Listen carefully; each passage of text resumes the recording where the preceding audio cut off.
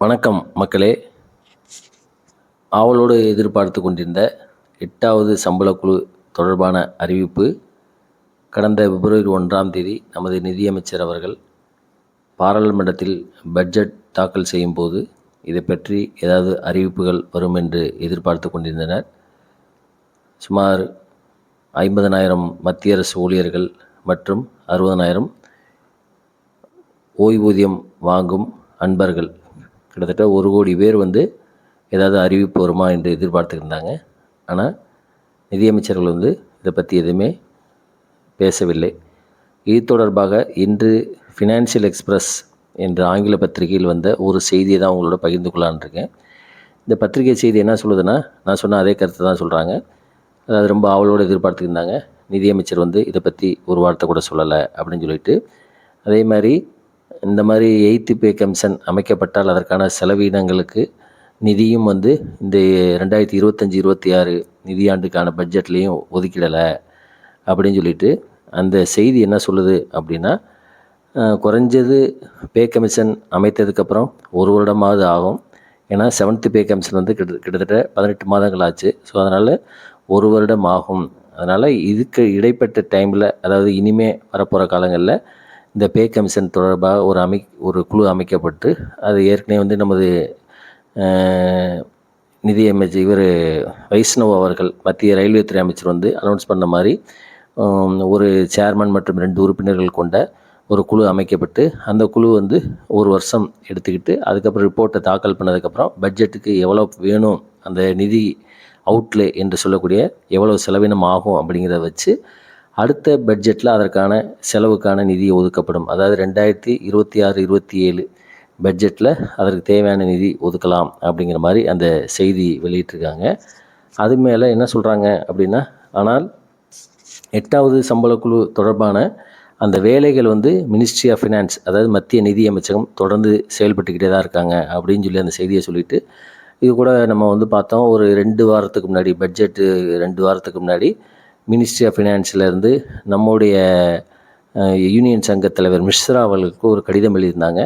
இந்த மாதிரி உங்களுடைய டேர்ம் ஆஃப் ரெஃபரன்ஸ், அதாவது என்னென்ன கோரிக்கைகள் அப்படிங்கிறத பற்றி ஒரு கடிதம் எழுதியிருந்ததாக நம்மளாம் அந்த செய்திகள்லாம் பார்த்தோம். அந்த லெட்டரே கூட பப்ளிஷ் ஆச்சு.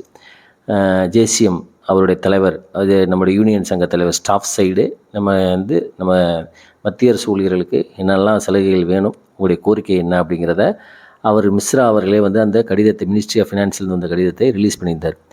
இப்போ இந்த ஃபினான்ஷியல் எக்ஸ்பிரஸ் டைம் இன்றைக்கி என்ன சொல்கிறாங்க அப்படின்னா, பட்ஜெட்டுக்கான அடுத்த அலக்கீட்டு ஒதுக்கீடு அந்த அடுத்ததில் தான் வரும், 2026-27 தான் வரும்.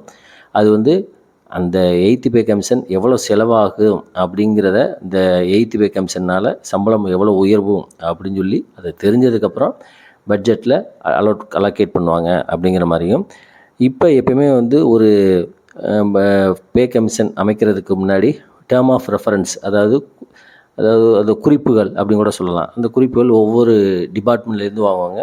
ஃபஸ்ட்டு நம்ம யூனியன் சைடுகிட்ட வாங்கியாச்சு. இப்போ அடுத்து நம்ம இந்த டேர்ம் ஆஃப் ரெஃபரன்ஸ் யார்கிட்ட கேட்டிருக்காங்க அப்படின்னு பார்த்திங்கன்னா, மினிஸ்ட்ரி ஆஃப் ஃபினான்ஸ்லேருந்து நம்ம டிபார்ட்மெண்ட் ஆஃப், அதாவது மினிஸ்ட்ரி ஆஃப் ஹோம் அஃபேர்ஸ், அதாவது உள்துறை அமைச்சகம், அப்புறம் மினிஸ்ட்ரி ஆஃப் டிஃபென்ஸ் பாதுகாப்புத்துறை, அதுக்கப்புறம் department of personnel and training ஆன், அதாவது டிஓபிடி அப்படின்னு சொல்லி சொல்லுவாங்க. இதுதான் ரொம்ப ரொம்ப முக்கியமான ஒன்று. Department of personnel and training அப்படின்னு சொல்லி ஒன்று இருக்குது. இதுதான் மத்திய அரசு ஊழியர்கள் எல்லாத்துக்குமே எல்லா விதமான, அதாவது தகுதி, அதாவது ட்ரைனிங், அதே மாதிரி ப்ரொமோஷன் கொடுக்குறது எல்லாமே பார்க்குறது இந்த டிஓபிடி தான். இந்த 3 பேர்த்திட்டையும் என்ன கேட்டிருக்காங்க அப்படின்னா, இந்த டேர்ம் ஆஃப் ரெஃபரன்ஸு என்னென்ன செய்யணும் அப்படின்ட்டு சஜஷன்ஸ், அதாவது கருத்துக்கள் என்னென்ன அப்படி என்னென்னலாம் நீங்கள் சொல்லலாம் அப்படிங்கிறத கேட்டிருக்காங்க.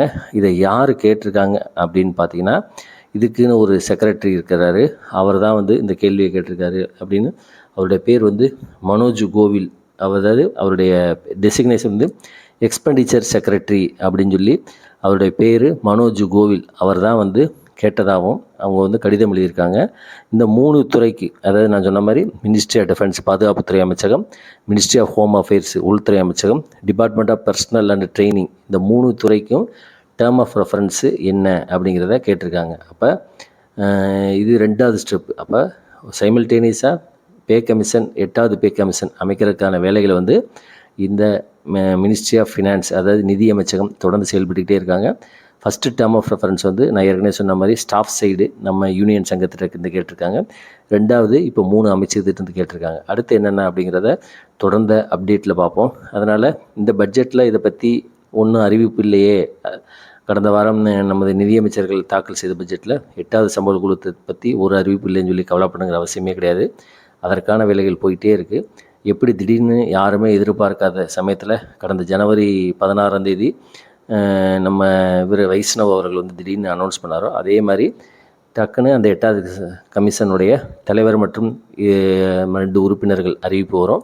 அவங்க வந்து குறைஞ்சது 1 வருஷம் அல்லது 1.5 வருஷம் எடுத்ததுக்கப்புறம் இன்னும் அடுத்த வருஷம் பட்ஜெட் தாக்கல் பண்ணுறதுக்குள்ளேயே அவங்க கொடுத்துட்டாங்கன்னா, அவங்க எவ்வளோ எக்ஸ்பென்ஸுக்கு கேட்குறாங்களோ அதை வந்து அடுத்த பட்ஜெட்டில் ஒதுக்கிடப்படும் அப்படிங்கிறதான் இந்த ஃபினான்ஷியல் எக்ஸ்பிரஸ்ங்கிற இந்த பத்திரிகையில் இன்றைக்கி செய்தியில் வந்திருக்கு.